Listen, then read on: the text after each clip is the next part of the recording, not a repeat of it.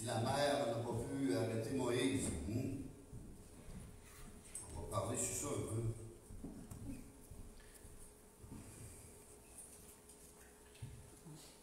Le titre du chapitre 14, c'est le passage de la mer Rouge. Vous savez, Dieu a fait vivre à un peuple beaucoup de choses. Il y a beaucoup de leçons à en retirer.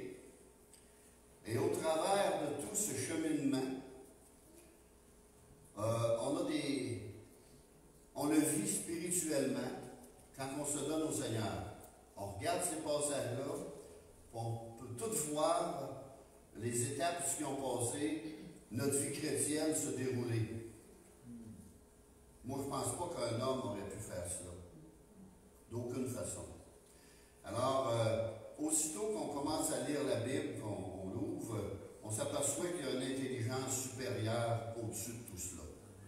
Qui a tout dirigé, qui orchestre. C'est une sagesse qui nous dépasse. C'est une puissance qui nous dépasse, une compréhension qui nous dépasse. Mais heureusement, le Seigneur a donné le Saint-Esprit à ceux qui le veulent pour comprendre ce livre et le vivre à l'intérieur. Ça, c'est ça qui est merveilleux. Alors, je ne ferai pas de lecture de la parole, mais on fait une prière. Seigneur, puisses-tu nous parler au travers de cette parole? Puisses-tu nous éclairer? Nous guider, nous diriger, nous instruire, nous fortifier, Seigneur, au travers des Saintes Écritures. Donne-nous la révélation divine de cela, Seigneur, afin qu'on puisse en retirer un grand profit dans notre vie spirituelle. Dans le nom de Jésus, je prie. Amen. Alors, le titre que j'ai mis, c'est « Dieu ouvre une nouvelle voie ». Dieu ouvre une nouvelle voie. En suivant les directions de l'Éternel, les Israélites furent conduits par Moïse dans le désert, un endroit vide et stérile. Pourquoi nous emmènes-tu là, Seigneur? Il y en a qui se sont posés des questions, mais le Seigneur, il nous forme. Il travaille dans nos vies, il travaille dans nos cœurs, et il nous montre ce qui ne va pas non plus. C'est un peu la même chose pour nous. Le Saint-Esprit commence toujours par faire comprendre aux âmes combien elles sont vides et stériles. Sans Dieu, on est vide. On ne produit pas non plus. On est très stérile. Pour qu'elles puissent par la suite être à même de jouir des richesses de la grâce de Dieu. Dans Isaïe 44, verset 3, Dieu dit, « Je répandrai des eaux sur le sol altéré. » Altéré, c'est qu'il meurt de soif. « Et des ruisseaux sur la terre, desséchés. Je répandrai mon esprit et ma bénédiction. » C'est ça que ça veut dire. C'est deux symboles, mais ça veut dire « Je répandrai mon esprit et ma bénédiction. » Ces termes symbolisent le rafraîchissement spirituel accordé par le Saint-Esprit. Et Dieu lui-même, ses bénédictions, ses richesses que nous avons au travers de toute cette bonne parole de Dieu. Premièrement, on va examiner leur situation désespérée. Alors, au chapitre 14, verset 3, chapitre 14, verset 3. Pharaon dira des enfants d'Israël, ils sont égarés dans le pays. Le désert les enferme. Pharaon suivait la marche des Israélites et lorsqu'il apprit leur changement de direction, il supposa qu'ils s'étaient perdus. Pour lui, il était égaré. Le peuple s'était égaré. Sur un territoire qu'ils ne connaissaient pas, ils connaissaient très mal, ils étaient pris au piège. Entourés par le désert, entourés par la mer et les marais, mais Dieu avait donné ses ordres à Moïse, au verset 2. C'est Dieu qui avait donné ces ordres. Dieu avait conduit son peuple exactement à cet endroit et il les voulait à cet endroit précis. Dieu, des fois, il nous conduit à des endroits qu'on se pose des questions, on dit Seigneur, je vais nous faire ici, moi. Mourir de faim? Dieu sait ce qu'il fait. Dites-vous ça, faites-lui confiance. Allez où ce qu'il vous dirige, reposez-vous où ce qu'il vous dirige, mais il sait ce qu'il fait. Le Seigneur, ce qu'il veut, là, c'est nous emmener au pied de la croix. Et Israël, tout comme un pécheur convaincu de péché et désespéré, d'un côté le désert, de l'autre la mer Rouge, d'un autre côté les marais, les marécages, et l'Égypte et Pharaon qui partaient à poursuite de l'envière. On est entourés. Souvent, avant de se donner au Seigneur, c'est ce qui se passe dans nos vies. On ne sait plus. Parce qu'il y en a beaucoup ici que c'est la misère qui les emmène au Seigneur. Les grosses épreuves qui les emmènent au Seigneur. Ou à crier à Dieu. Ici, l'Égypte et Pharaon représentent l'esclavage du péché, parce qu'il était un peuple qui était en esclave. Il était dans l'esclavage. Il fallait qu'il bâtisse des pyramides et toutes sortes de choses. Et il était utilisé pour la gloire de Pharaon. Et Dieu allait-il faire une terrible erreur en les conduisant dans une telle impasse, comme on pourrait dire? Aucune porte de sortie. Dans nos vies, des fois, c'est comme cela. Aucune porte de sortie. Mais Seigneur, qu'est-ce que je vais faire? Et là, c'est là, il y a un problème, là, un autre problème là, en avant, il y a un problème. On ne peut plus bouger. Il n'y a pas de porte de sortie. Ce n'est pas étonnant que leur ennemi, à la vue de leur situation critique, se soit écrié. Dieu l'abandonne. Dieu a abandonné son peuple. Poursuivez-les. Saisissez-le. Il n'y a personne pour le délivrer. Psaume 71, verset 11, qui s'enchaîne avec cela. Il n'y a personne pour le délivrer. Alors là, l'ennemi. Et dans nos vies, parfois c'est comme ça. On est serré de tout bord, de tout côté, on n'a pas de situation. Mais quand on crie à Dieu, un miracle se produit. Amen. Dieu met sa main. Regardons un peu leur cri de désespoir. Au verset 4 du même chapitre, Dieu dit, Pharaon et toute son armée serviront à faire éclater ma gloire. Faire éclater la gloire de Dieu.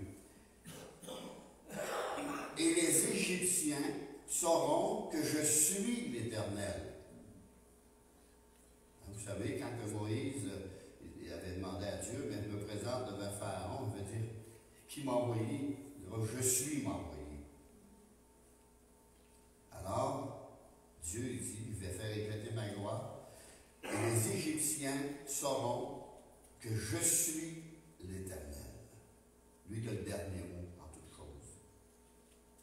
Même en 2020, puis 2021, puis 2022, puis jusqu'où ça va aller, Dieu va avoir toujours le dernier mot.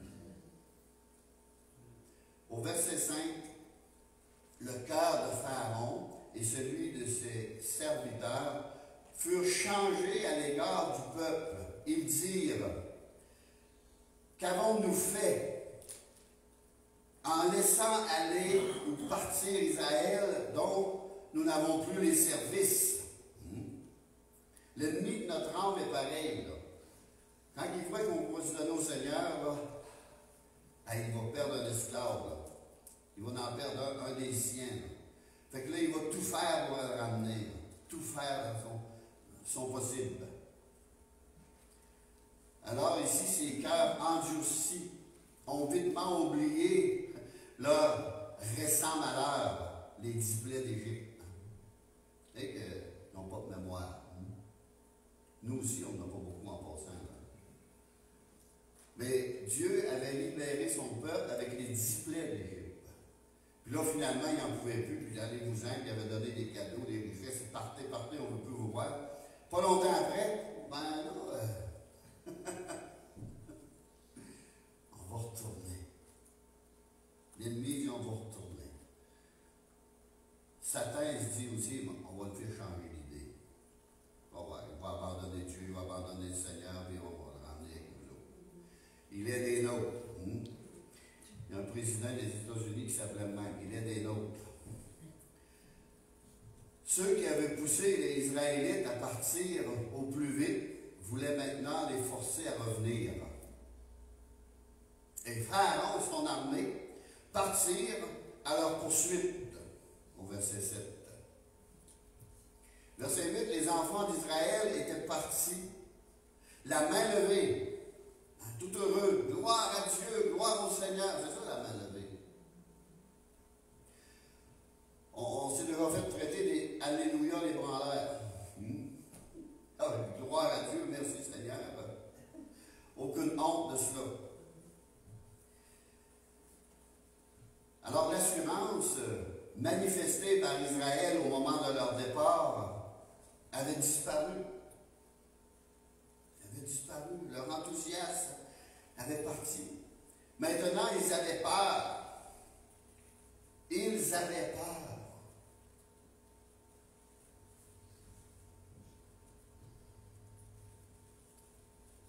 Pas drôle. Pharaon approchait et les enfants d'Israël eurent une grande frayeur, une grande peur.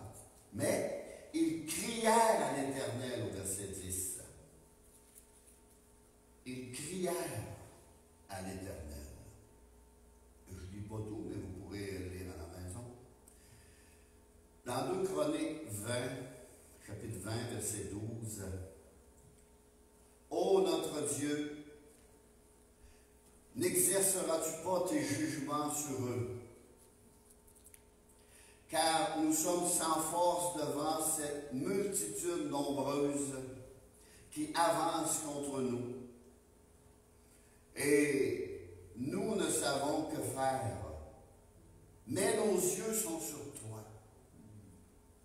Et aujourd'hui aussi, il faut les lever vers le Seigneur, les yeux.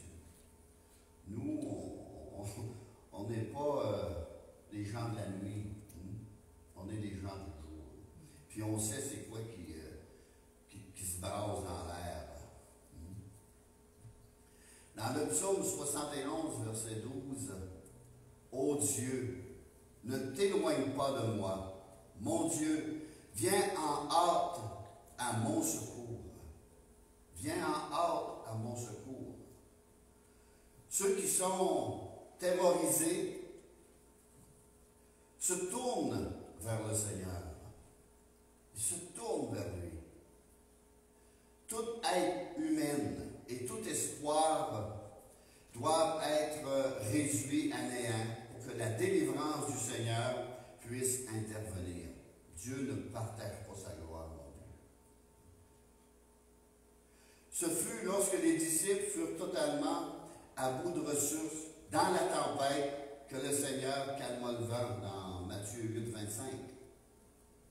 Seigneur, sauve-nous, périssons. Sauve-nous, Seigneur.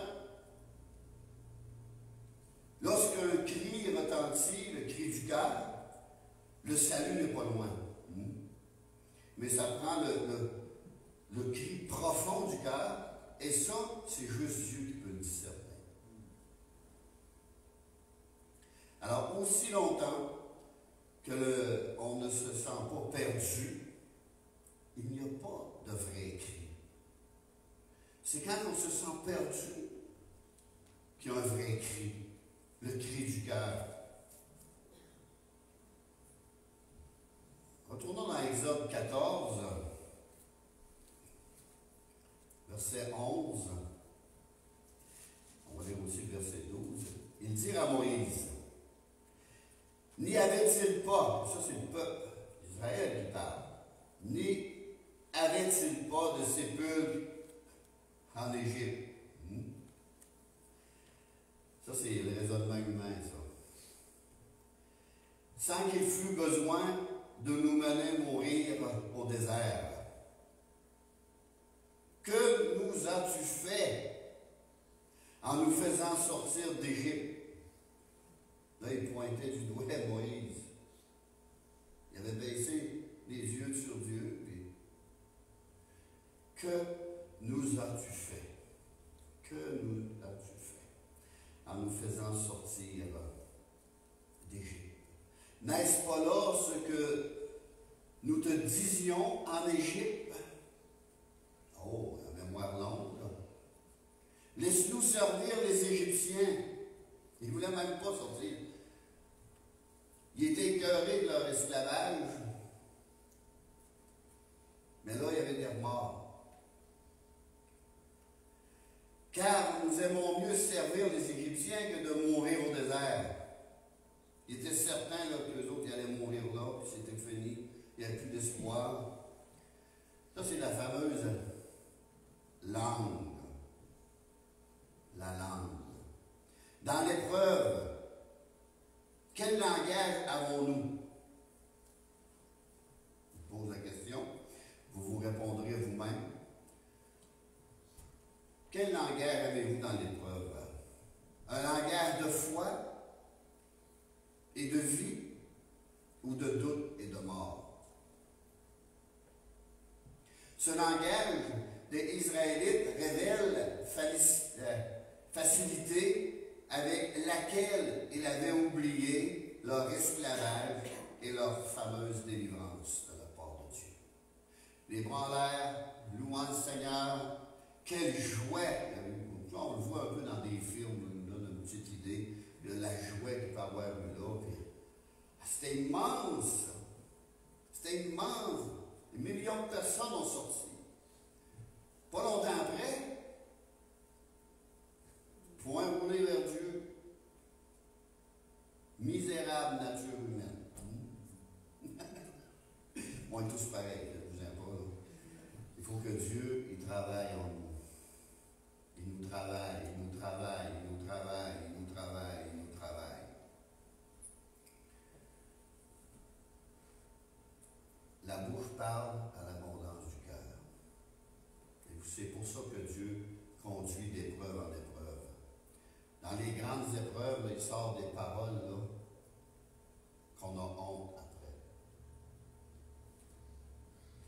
Mais on sait ce qu'il y a en dedans. Hein? On sait comment notre cœur est. Ça fait que là, dans l'épreuve, on chiale, on embarque, on claque. Mais Dieu fait par exprès parce qu'il faut qu'on voit notre nature. Il faut qu'on voit cela.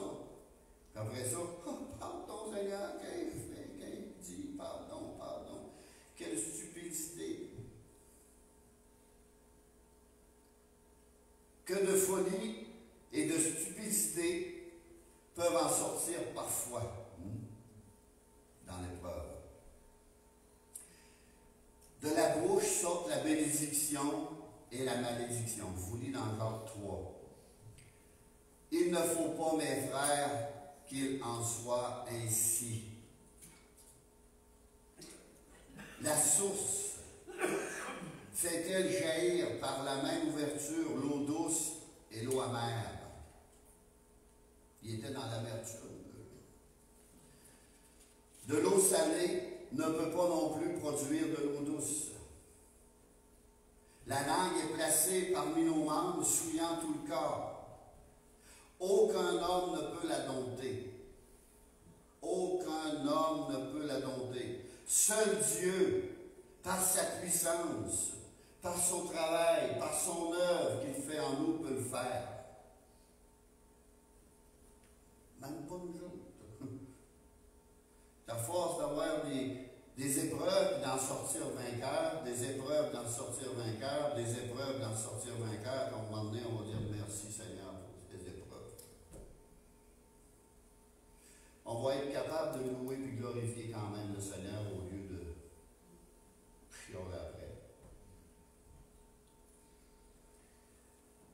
Dieu n'est jamais loin quand la tempête fait rage. Amen.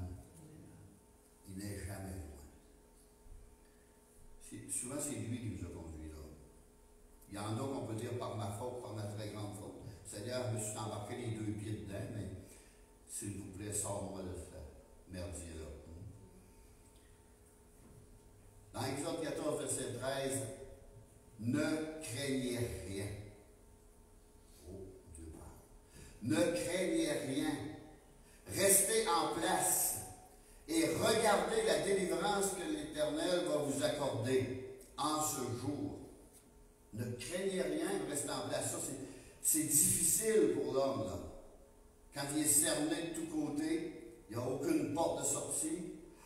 La panique, l'angoisse, le stress, tout nous envahit. L'Éternel combattra pour vous.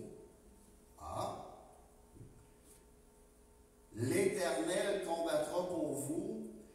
Et vous, gardez silence, s'il vous plaît, pas un mot. S'il vous plaît, pas un mot. D'abord, il n'y a rien de service qui en sort.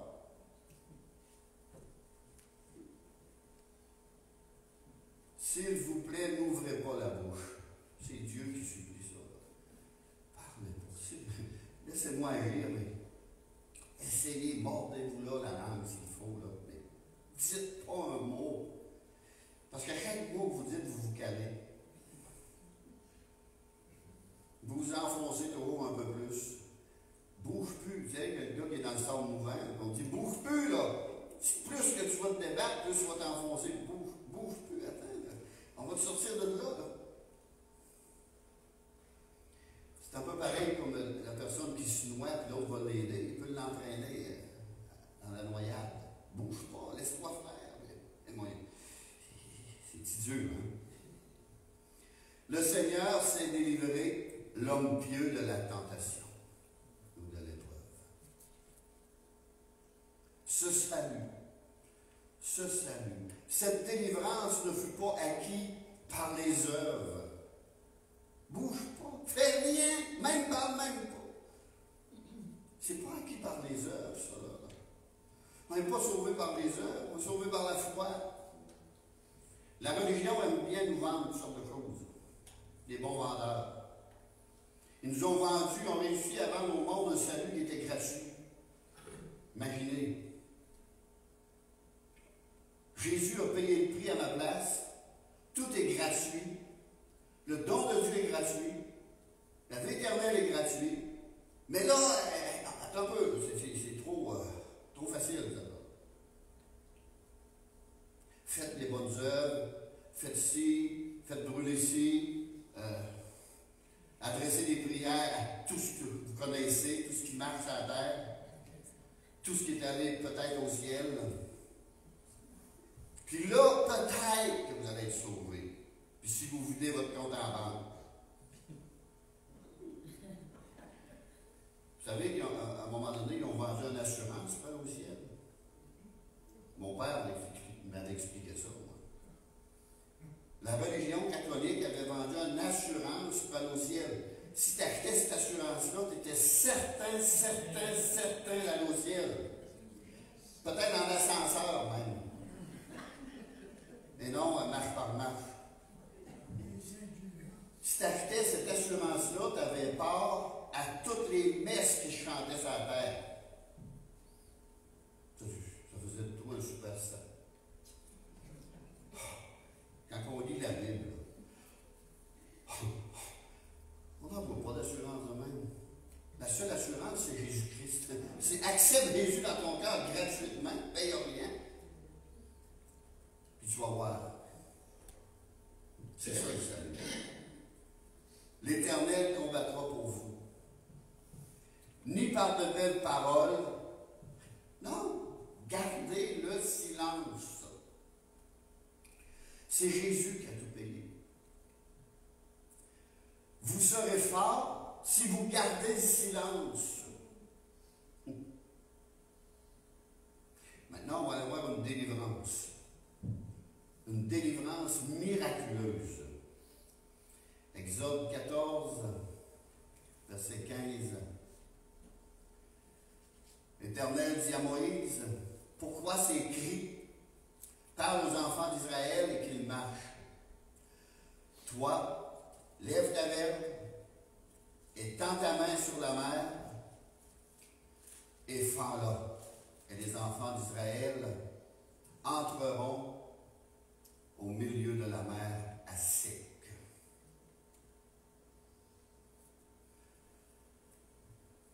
Pourquoi ces cris?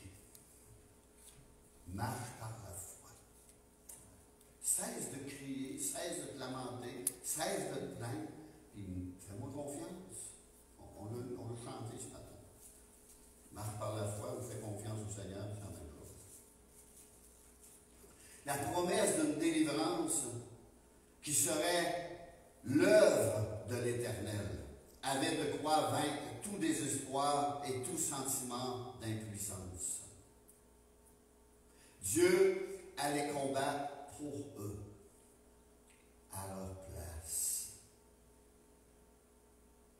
Au verset 21, Moïse étendit sa main sur la mer, et l'Éternel refoula la mer par un vent d'Orient qui souffla très, très, très, très fort, il y a un autre mot pour ça, toute la nuit, il mit la mer à sec, et les eaux se fendirent. On peut dire que le nouveau moyen d'être sauvé avait été totalement inspiré par Dieu. Amen. Totalement inspiré par Dieu. Dieu a tant aimé le monde, il a donné son Fils unique, afin que quiconque croit en lui ne périsse pas, mais qu'il obtienne la vie éternelle. Celui qui n'a pas le Fils n'a pas la vie éternelle non plus. C'est très important d'avoir le Fils, de croire en le Fils, de l'accepter, de l'inviter à venir vivre en nous par son Saint-Esprit. Si on va dans Hébreux 10,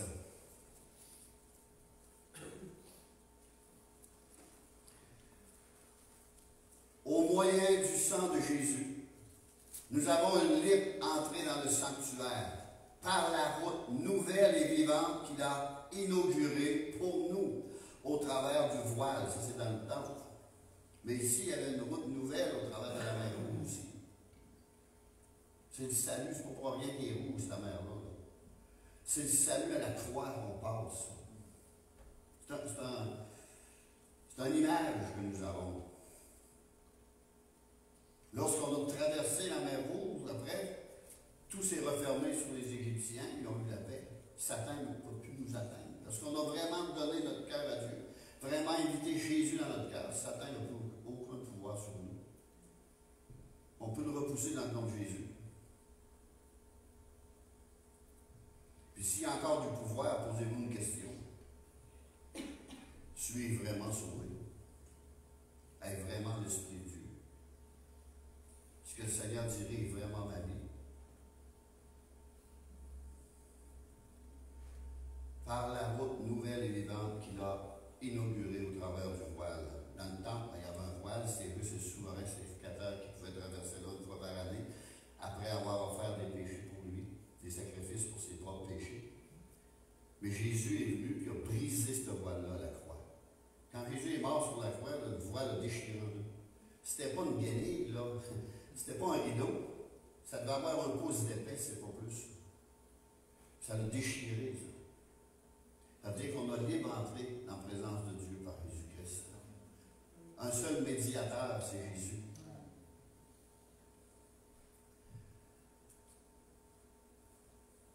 Approchons-nous de lui, car il est le chemin. Et nous avons besoin de lui à chaque pas, mes amis. Chaque pas, nous avons besoin de lui. Jésus dit, je suis le chemin. Je suis le chemin. Je suis la vérité. Je suis la vie spirituelle, la vie éternelle. Nul ne vient au Père que par moi. C'est le chemin. Il n'y en a pas d'autre. Je ne sais pas pourquoi ils n'ont pas inventé. C'est écrit dans toutes les Bibles. Ah, vous autres avez une Bible, comment il disait ça, protestante. Non, c'est une Bible catholique. C'est écrit même dans toutes les Bibles. Un jour, je savais, j'avais témoigné à un, puis il avait laissé une Bible. Je savais qu'il y avait une religieuse qui allait passer en arrière de moi parce qu'elle allait nous voir tous les jours, qu'elle allait dire c'est pas une bonne Bible. J'en avais laissé une signée d'un évêque. Puis j'avais dit au gars, tu regardes, mais qu'elle vienne, là, c'était prophétique mon affaire, là. Mais qu'elle vienne, tu te diras que c'est signé par un évêque catholique. Alors c'est une bonne Bible. Puis c'est exactement ce qu'il a fait. Quand il est parti de là, maintenant vous avez Bible, là, elle l'a ouvert à première paire, ben, il est signé. Ah, c'est une bonne Bible. Ils sont toutes bonnes, les Bibles. C'est toutes bonnes, les Bibles, ça. C'est comme des dictionnaires. Il y a des mots qui sont différents, mais ils veulent dire la même chose. Hein.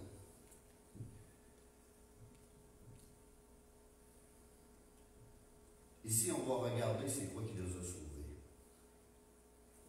C'est leur foi et leur obéissance qui les a sauvés, simplement. Au verset 16, les enfants d'Israël entreront au milieu de la mer à sec. Et au verset 22, on pourrait dire, les enfants d'Israël entrèrent au milieu de la mer à sec. Comme ça avait été dit. La parole de Dieu, elle s'accomplit. Il ne suffit pas seulement de savoir qu'il existe une route, ni de la voir, ni même de louer la sagesse et la puissance de celui qui a ouvert cette nouvelle route. Il faut y entrer. Il faut la prendre, cette route-là. Il faut prendre les chemins. Sinon, l'ennemi de nos âmes triomphera et vous détruira.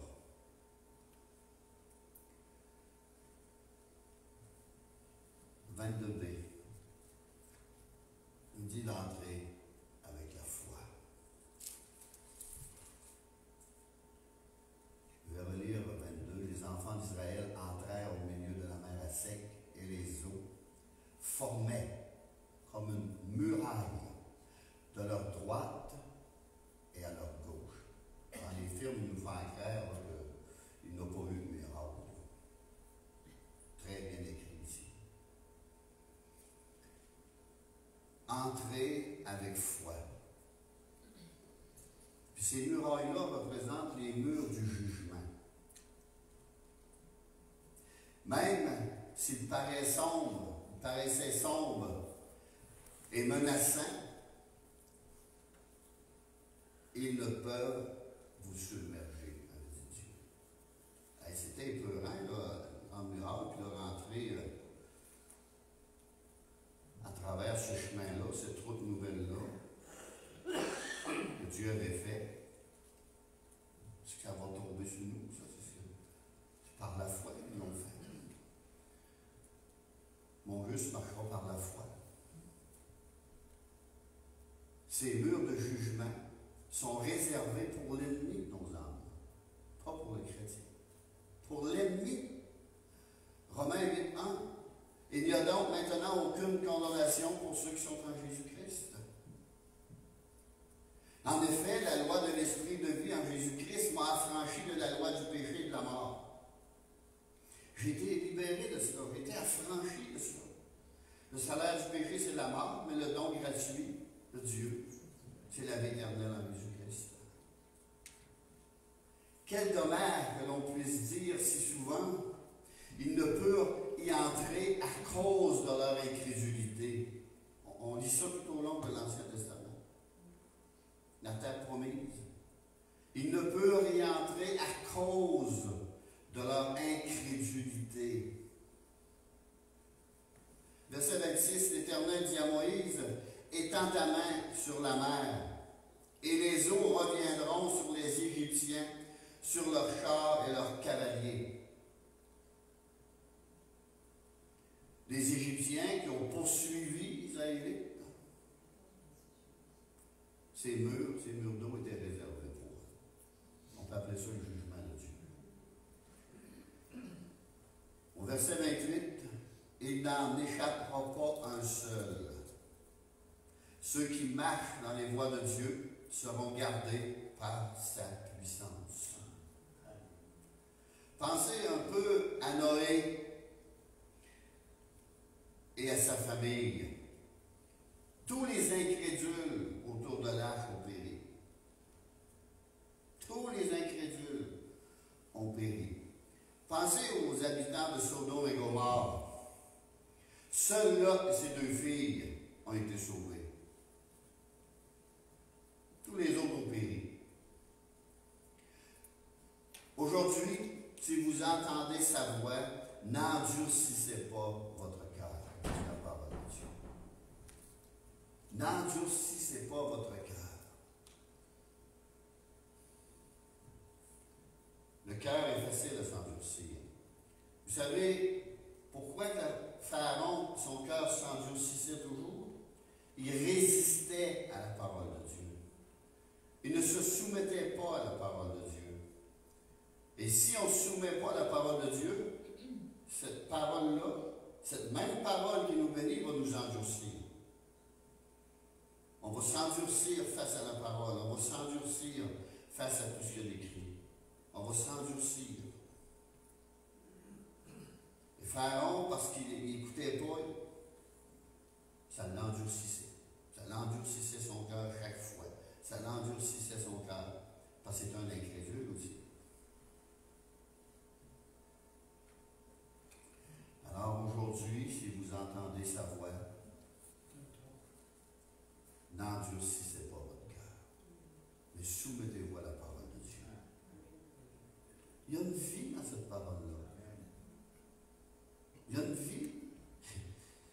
Et lorsque le Saint-Esprit vient, il met la vie.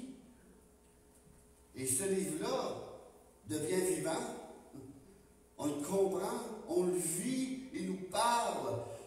On a nos réponses. Tout est expliqué clairement, on comprend.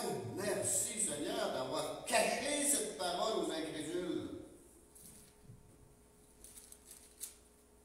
Et aux sages, aux intelligents de ce siècle. Dieu l'a caché.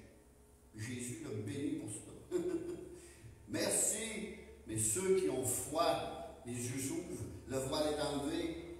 Ah! Merveilleux, merveilleux. Je sais que je sais en qui j'ai cru.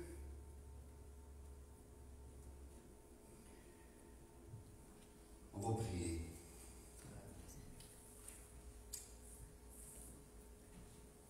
Seigneur,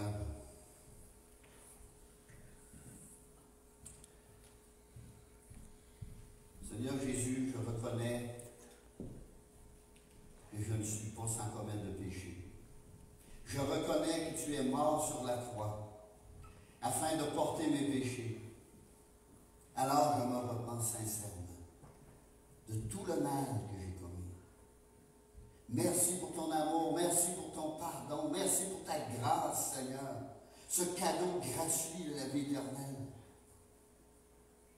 Fais de moi une nouvelle créature par la puissance de ton Saint-Esprit et à partir de ce jour, achetez-vous une Bible. Lisez-la, lisez le Nouveau Testament, lisez les évangiles de Jean. Dieu va vous éclairer. Le Seigneur va vous éclairer, comme il l'a fait pour